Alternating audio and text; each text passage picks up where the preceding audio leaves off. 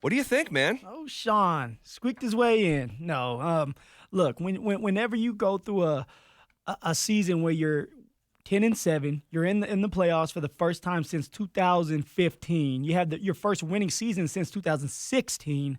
All right, it's your second year as the head coach of the Denver Broncos. We're talking about Sean Payton here. He deserves to be in the race. And you decide to cut Russell Wilson, cut ties with Russ, take a big-time major cap hit, $85 million down the drain, and you bet on a young rookie quarterback, 12th pick of the NFL draft when nobody else even thought about drafting Bo Nix, and you had success with it. So Sean Payton definitely deserves to be in the running for Coach of the Year. Coach of the Year. He is alongside Detroit's Dan Campbell, Minnesota's Kevin O'Connell, Washington's Dan Quinn, Kansas City's Andy Reid. Who do you think wins this award? Man, you know what, Zach? It's always about the story. It's always about the story. It's about having success. All these coaches obviously have had success this year. Dan Campbell, Kevin O'Connell, Dan Quinn, Andy Reid, along with Sean Payton. I believe it's going to be Dan Quinn because of what he has done as well. 12 wins. 12 wins, rookie quarterback. Now, for Sean, this is his second year as the head coach of the Denver Broncos. Dan Quinn's first year as the head coach of the Washington Commanders. And I think that they're going to sign off on Dan Quinn winning Coach of the Year. And then if he tops it off by beating the Philadelphia Eagles, and I know that it's all closed down, but is it really? You're dealing with human beings that are able to still put their votes in. And goes to the Super Bowl. It tops it off as Dan Quinn being the Coach of the Year. It has to be Dan Quinn, no doubt about it. Zach, no doubt about it. No doubt about it. So all these guys have a fun story. I don't know, honestly, if Sean Payton doesn't have the best story. The best story. Not the most wins. I understand that. He doesn't have the most wins. He actually has the least wins of anyone in this group, right? Detroit finished with more wins. Yep. Minnesota finished with more wins. Washington and Kansas City.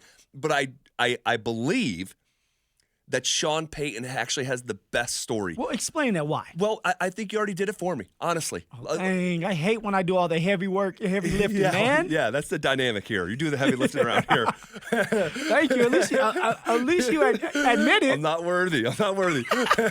But I think for the stuff that you did a good job. You freaking itemized it like a receipt. You took the largest dead cap in NFL history. Yeah. You said good, and because you said goodbye to a future Hall of Fame quarterback who actually had good numbers. Didn't make sense to a lot of people around the NFL. You took a huge gamble. You drafted the least thought of rookie in the NFL draft. Serious question. If Bo Nix doesn't get picked by Sean Payton, does he fall out of the first round? I think he does. And Todd McShay said over half the league's general managers had a second-round grade on him. So you said goodbye to a future Hall of Fame quarterback. You took on the largest dead cap in NFL history. You drafted the least thought-of rookie quarterback. You were listed as the worst roster in the National Football League by Pro Football Focus, second to last by ESPN. You had a win total of 5.5. Everyone else here had a higher win total than the Broncos. You doubled the expectation. Yeah. And Dan Quinn is fantastic, and his story is great, and he very well could win it. But you had the Heisman Trophy winner who went second overall, and if it wasn't for this generational can't-miss talent, he would have, Jaden Daniels is number one in most NFL drafts. So, well, and by the way, I'm not just saying that because we're sitting here in Denver. Because I said a lot of stuff yesterday. I'm sure that Broncos fans sure. Broncos country doesn't want to hear. You're putting out stats and facts that the reason why Sean could win Coach of the Year. You have to have a story. I thought he overcame the most, and it's the best story. Most accomplished? Nope. No conflict, no story. Not close. But and he's not going to win this award. You don't think he's going to win the award? I do not. You just went on a rant about how he should and brought up a bunch of facts and stats, and you were so hype about it, but he's not going to win the award now. Now, I'm just hyper aware of all the circumstances around Sean. I just don't know if all these voters around the country are going to see it the same way that I do. But Sean was a media member. Sean has guys in the business. Does that mean anything? Can that help him out in a situation like this where it might be even between Sean Payton and Dan Quinn, but it's like, hey, I know you. You owe me a favor. put that slip in for me. Vote for me. Phil, I really like where your head's at. He needs Colin Cowherd or Peter Schrager or Mark Schlereth, one of his media minions that do his bidding, to go on national TV and tell that story. Because it's a really easy one to follow. Yeah. When you lay it out the same way that you and I just did, it's a really easy story to lay out. Again, most accomplished coach?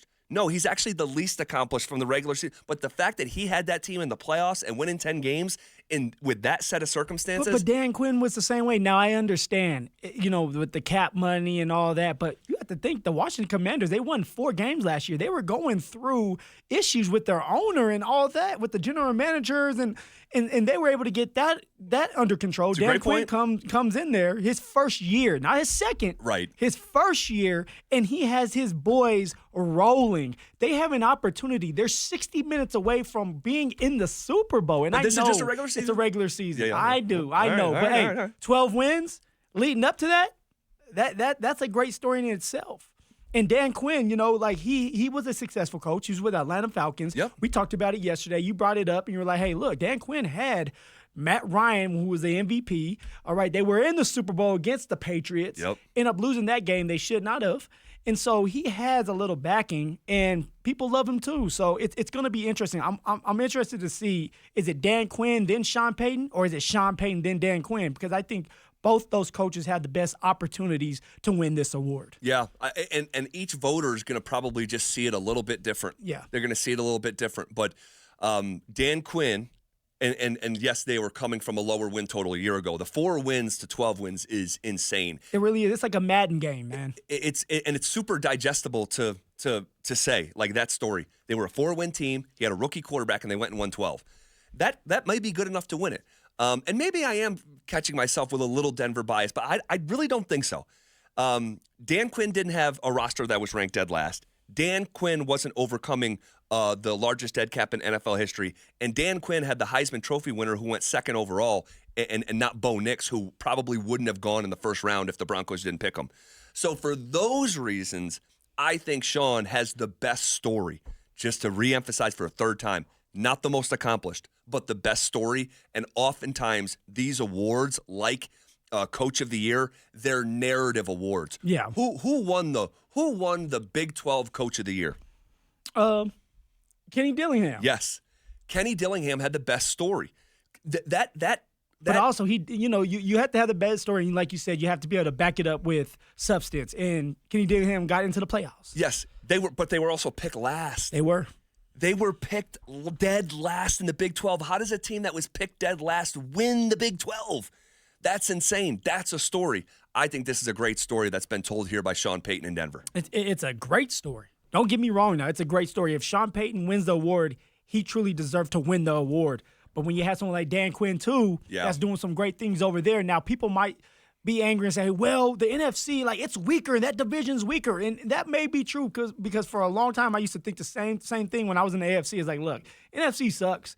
They have some good talent, but come on now. You have teams like the Cowboys and Washington Commanders and Philadelphia Eagles and the Giants, and they win 7 games and they're going to the playoffs one year. What's going on with this? But it's a story, and I guess you're right. No conflict, no story. And Sean Payton has had a lot of conflict just within the organization and what's going on and getting rid of Russ and everything. He's got Russ here very recently taking shots at him, which we'll play for you. Shots fired at 3:30. Shots fired. It's more, those two hate each other. They hate each other. They hate one another. A deep burning hate.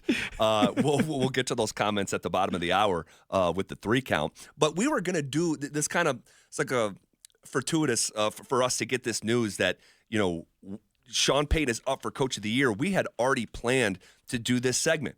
We talked about it yesterday because we did the same thing with Bo Nix. Yeah. We know who the Broncos are playing in 2025, and we know where they're playing in 2025. We just don't know when. We don't know the order of the schedule yet. That'll come out later this spring. I don't even think there's a scheduled release date that's official yet. But yesterday we went through this exercise, and we did where do the Broncos have a quarterback advantage over their 2025 opponents. Today, it's where do they have a coaching advantage over their 2025 opponents. Let's start with the home slate first, and we'll start with the division like we did yesterday. Andy Reid or Sean Payton? Andy Reid or Sean Payton, I mean, that's a no-brainer. Andy Reid went 15-2 this year. Andy Reid is the guru, all right, of the NFL when it comes to calling plays as a head coach. He's trying to three-peat this year. Now, can the Buffalo Bills defeat Andy Reid and Patrick Mahomes? To be continued, to be determined, I should say. And here, I'm going to have to go with Andy Reid. That's a no-brainer. Yeah. He's one of the great coaches of all time. Yeah. He has a chance, in my eyes, like if they win the Super Bowl this year, and people are going to get upset, I think Andy Reid's the greatest coach in NFL history. Why would he not be? Belichick, some would say. And the reason I would say it's Reid over Belichick. Yeah. Who Reid is about to catch Belichick in postseason wins anyway. Yes, we looked that up last week. He's like, 4 or 5 games behind Bill Belichick for postseason wins? But we never saw Belichick win big without Tom Brady. And when you separated them, they just came crashing down. And with Reid, you can take Patrick Mahomes out. They were winning the AFC West and winning 11, 12 games with Alex Smith. He brought the Philadelphia Eagles to 4 NFC title games and had them in the Super Bowl. Donovan McNabb. Yeah. And Terrell Owens. When you can look at like situations and take away variables and still see greatness, and he's side by side in wins and postseason wins and soon to be Super Bowls if they can cross the finish line. And he's not done yet. Your quarterback is 29 years old. If Andy Reid decides to go for another 4 or 5 years, that could be a scary situation to have both Patrick Mahomes and Andy Reid together. Like, it's no-brainer. Yeah. So let's move on here. It's the Raiders head coach, and they don't have a head coach. Yeah, it's unknown. Dante behind the glass. What's the latest here? So this is actually the most ambiguous of the openings still. They already missed out on Ben Johnson, who went to the Bears. They missed out on Aaron Glenn, who went to the Jets. Pete Carroll is considered the favorite right now. Also in the mix, though, Todd Monken. He's the Ravens offensive coordinator. Steve Spagnuolo, the Chiefs defensive coordinator. Robert Saleh, the old former Jets head coach. And then Vance Joseph. Okay, so that's the latest on the Raiders coaching vacancy. But regardless of who they go with, it's Sean Payton, right? Yes, it has to be Sean Payton. And the Raiders were horrible last year. It's a rebuild for them. Sean Payton has that upper hand. All right, let's move to the Chargers. Sean Payton or Jim Harbaugh as we try to figure out where the Broncos have a coaching advantage in 2025. Now, I was like, hey, this seems like a team that's tied. They're tied, especially with the quarterback, Justin Herbert, Bo Nix. But Jim Harbaugh went 11-6 this year. He's a really good coach, just like Sean. I think he still right now has the upper hand. It was his first year coaching the Chargers. This is going into Sean's third. It's going with Jim's second now. I'm going to give Jim Harbaugh the upper hand just by a little. For some reason, they are still similar, man. They are so similar. I really can't figure out why. And I said yesterday, maybe it's because of the contract and Don Yee being both agents for Sean and Jim Harbaugh, and then also Greg Penner wanting Jim Harbaugh and also getting Sean Payton. I don't know. It's just weird. So I toil with this a little bit, but ultimately I'm going to go with Jim Harbaugh as well. Okay. And much like I was just talking about with Bill Belichick, and you give Sean a ton of credit for all the reasons we talked about at the top of the segment, which is why I think he has the best story for Coach of the Year. His big picture success, and he has reached the mountaintop in a way that Jim has not reached the mountaintop in a way that Sean did. But Jim was right there. Jim had a terrible San Francisco 49ers team that he took on, completely shifted their culture, had them in the Super Bowl. That was the year he's playing his brother. They had control of the game. Yeah. Lights go out. Freaky. The script. But you can look at Jim Harbaugh's career, and he has won every single place he has been. And it hasn't just been winning. He has turned around operations. He won at San Diego. He won at Stanford. He won with the Niners. He won at Michigan. And now he's winning with the Chargers. And on top of that, in the 2 matchups that they went head-to-head this year, Jim Harbaugh won both of them. And that's the final tiebreaker for me. So, unfortunately, I have to co-sign you saying Harbaugh has a slight edge. Jacksonville. We get to Jacksonville. What's going on with Jacksonville? So they've had 3 in-person interviews. The Tampa Bay offensive coordinator, Liam Cohen, Las Vegas Raiders defensive coordinator, Patrick Graham, and also Robert Salah. Robert Salah is actually pretty much up for all of these jobs, I guess.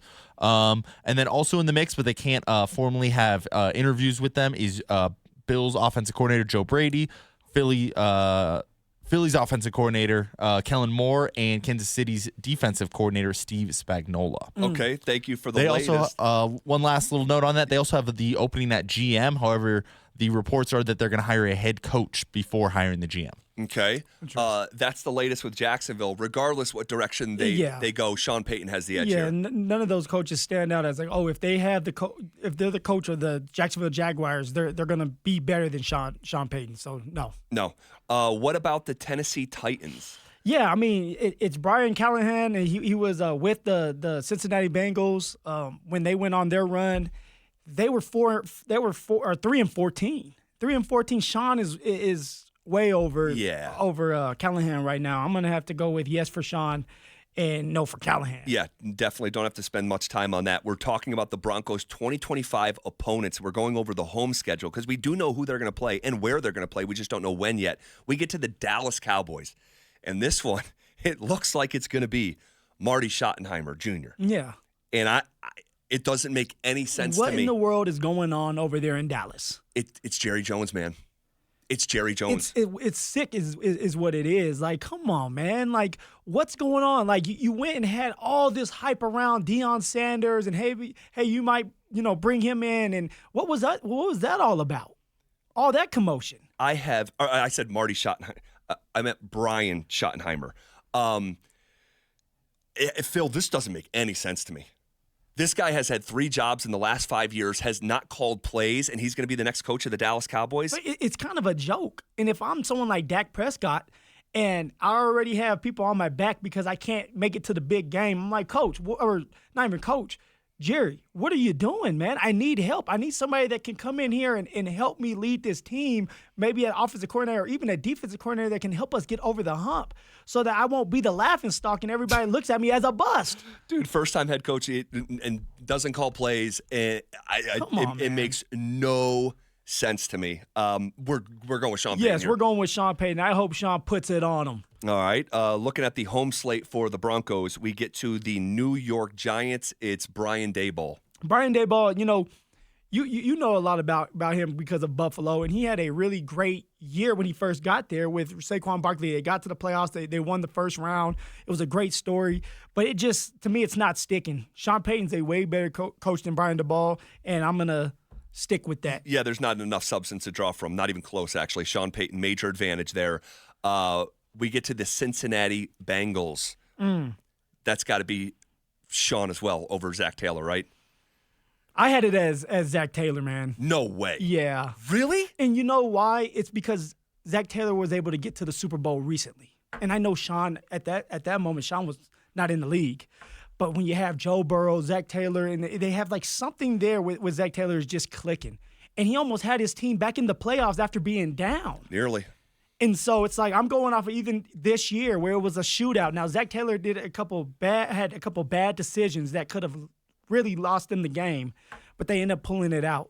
I'm going to have to go with Zach Taylor, and honestly, because Joey B's sitting there protecting him. Wow. Yeah. So this is going to be our first disagreement here. I just can't sign it. I think he's a good coach. He is a good coach. And I think they'll be back in the playoffs next year, and they were in the Super Bowl, and they were so close to winning. A 4-point loss, game-winning drive from Stafford. If you remember the no-look pass? Yeah. And that game-winning drive from Stafford. So legendary. Good coach. I'm not putting him over Sean Payton, so we just disagree there. We get to the Green Bay Packers and Matt LaFleur. I'm going to go with Matt LaFleur. I mean, Matt LaFleur has done a great job of taking his teams to the playoffs almost every single year. He's a great offensive-minded coach. This year, his offense was ranked number 4. So, like, Matt LaFleur is a young coach that's having great success and is doing it consistently. Great success? I'm not going to say great because I guess you can't because he's not winning Super Bowls, but he's in it every year. He's in it every year. In the playoffs every year. In the playoffs. Yeah. Well, he's only one team or 2 teams go to the Super Bowl, 1 team wins it. Yep, and you remember that with some of our debates here moving forward. Right. Yeah, he got the job And it's been 13-3, 13-3, 13-4, 8-9, 9-8, and 11-6. I can't co-sign this one with you either. I'm going with Sean Payton over Matt LaFleur. I'm going with Sean. And the tiebreaker is they won the joint practice. Look at you. Let's go to the away slate for the 2025 Bronco opponents. We know who they're playing and where they're playing. We just don't know when yet. We get to the Houston Texans and D'Amico Ryans. D'Amico Ryans, he's going on his third year. He's been in the playoffs twice. Has the Texans rolling. As a coach, he's a player's coach. He's doing a great job. I don't think he's slowing down anytime soon. I'm going to give it to D'Amico Ryans, Zach. What in the hell? I'm going to give it to D'Amico. So why not? Well, why not? Because the Denver Broncos wanted D'Amico Ryans, correct? Yes. And he has had great success. I'm talking about Sean as the Denver Broncos head coach, not Sean as the New Orleans Saints head coach. Right. And I know that maybe I've used some of the old stats, but Sean as the Broncos coach is up for Coach of the Year. D'Amico Ryans should have won it last year and got snubbed out of it. That's true. That's true. I don't know if he got snubbed, but he deserved to be in that conversation. Definitely could have won it. Maybe should have won it. Maybe you're right. I'm right. Come on. Dude. I can't. Yesterday when we were doing the Bo Nix one, and it's like, the sample size just wasn't there, even though your gut was like, man, we're talking about Sean Payton with the Denver Broncos, though. We're talking about D'Amico Ryans with the Houston Texans, and nobody wanted to really give D'Amico Ryans a chance, and nobody thought D'Amico Ryans was going to do what he just did. Well, people did want to give D'Amico Ryans a chance. He had multiple offers and literally picked where he played and picked Houston. But we have like 18 years of sample size with Sean Payton. So it's just about the 2 years here in Denver? Well, yes. That's all I care about. We talk about Sean. Sean. He won a Super Bowl. He did. He'll forever have that. Yes, but he's also been coaching for so much more longer. Yeah, and that's so we're now using that against him? His longevity as a head coach in that league where people get fired left and right? Hey, D'Amico Ryans has been to the playoffs and actually D'Amico Ryans could have beat the Kansas City Chiefs and moved on. Could have. They won their first playoff game this year. The Denver Broncos did not.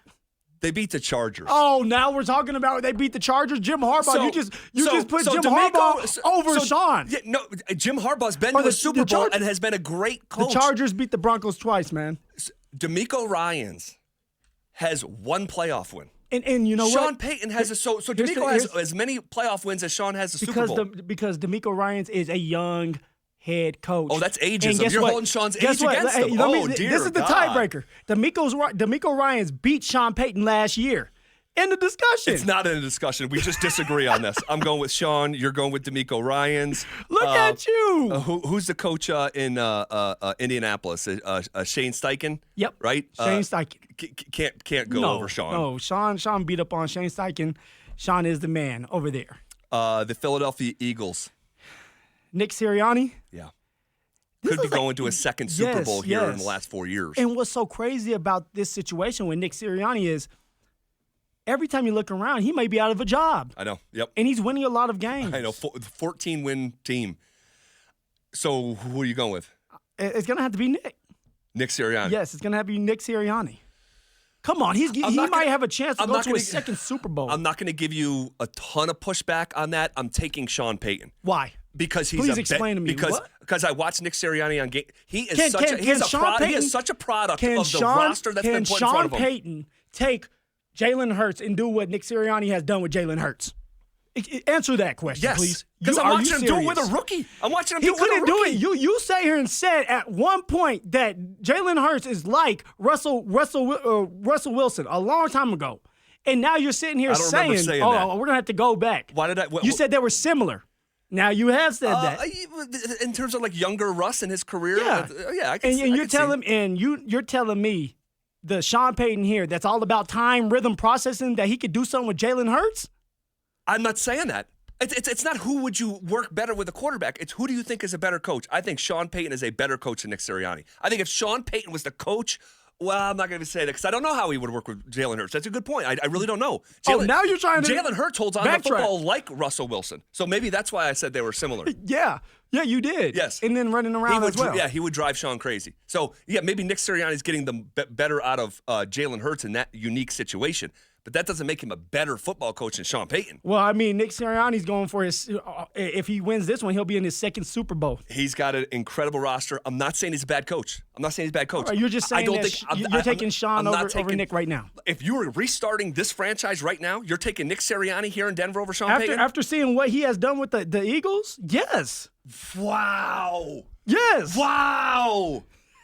All right, we'll finish a list here in a minute. Russ took a shot at Sean Payton. I'm sure Phil's going to love it. We'll play it for you next. After making the post